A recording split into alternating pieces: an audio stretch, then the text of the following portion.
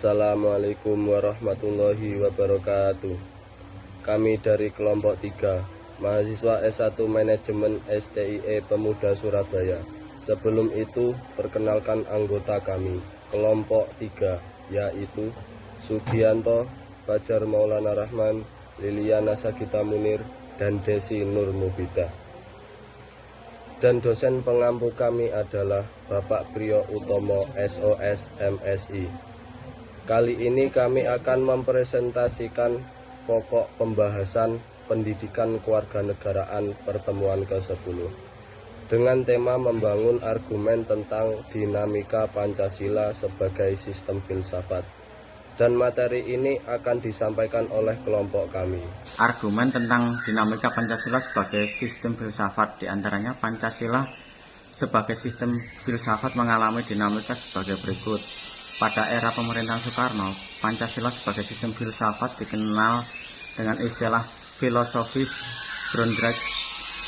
Gagasan tersebut merupakan perenungan filosofis Soekarno atas rencananya terdirinya negara Indonesia merdeka. Ide tersebut dimasukkan sebagai dasar kerohanian bagi penyelenggaraan kehidupan bernegara. Ide tersebut ternyata mendapat sambutan yang positif dari berbagai kalangan, terutama dalam sidang BPUPKI pertama, persisnya pada 1 Juni 1945. Namun ide tentang filosofis Grundrecht belum diuraikan secara rinci, lebih merupakan adagium politik untuk menarik perhatian anggota sidang dan bersifat teoritis.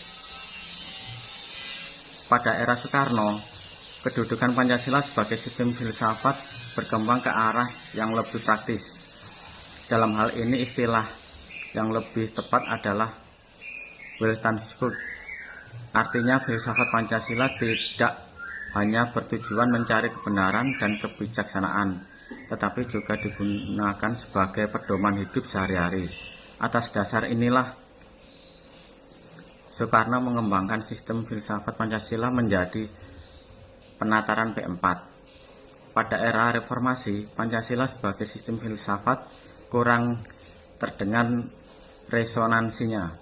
Namun Pancasila sebagai sistem filsafat bergema dalam wacana akademik, termasuk kritik dan renungan yang dilontarkan oleh Habibie pada pidato 1 Juni 2011.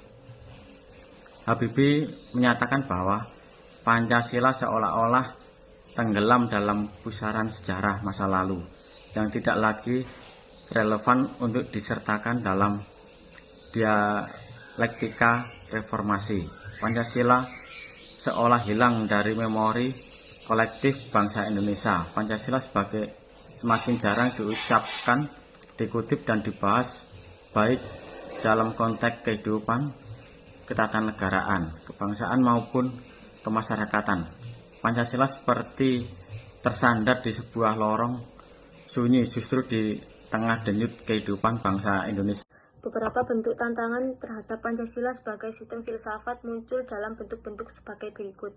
1. Kapitalisme, yaitu aliran yang meyakini bahwa kebebasan individual pemilik modal untuk mengembangkan usahanya dalam rangka meraih keuntungan sebesar-besarnya merupakan upaya untuk mensejahterakan masyarakat. 2. Komunisme adalah sebuah paham yang muncul sebagai reaksi atas perkembangan kapitalisme sebagai produk masyarakat liberal. Komunisme merupakan aliran yang meyakini bahwa kepemilikan modal dikuasai oleh negara untuk kemakmuran rakyat secara merata. Deskripsi urgensi Pancasila sebagai sistem filsafat. Hakikat Pancasila sebagai sistem filsafat terletak pada hal-hal sebagai berikut. Hakikat Pancasila ketuhanan terletak pada keyakinan bangsa Indonesia bahwa Tuhan sebagai prinsip utama dalam kehidupan semua makhluk. 2. Hakikat sila kemanusiaan adalah manusia monopolaris yang terdiri atas 3 modualis, yaitu susunan kodrat atau jiwa raga, sifat kodrat atau makhluk hidup dan sosial, kedudukan kodrat atau makhluk pribadi yang otonom dan makhluk Tuhan. 3. Hakikat persatuan terkait dengan semangat kebangsaan. Rasa kebangsaan terwujud dalam bentuk cinta tanah air yang dibedakan ke dalam 3 jenis, yaitu tanah air real, tanah air formal, dan tanah air mental. 4.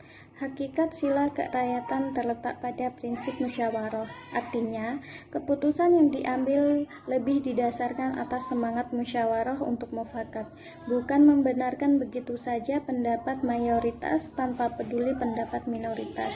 5. Hakikat sila keadilan terwujud dalam 3 aspek, yaitu keadilan distributif, legal, dan komutatif. Keadilan distributif adalah keadilan yang bersifat membagi dari negara kepada warga negara. Keadilan legal adalah kewajiban warga negara terhadap negara atau dinamakan keadilan bertaat. Kemudian keadilan komutatif adalah keadilan antara sesama warga negara. Noto Nagoro dalam Kailan 2013-402.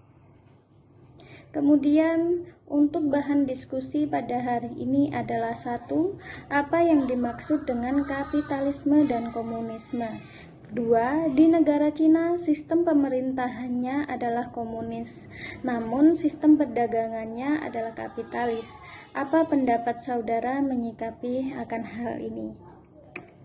Sekian dari kami, saya ucapkan terima kasih. Wassalamualaikum warahmatullahi wabarakatuh.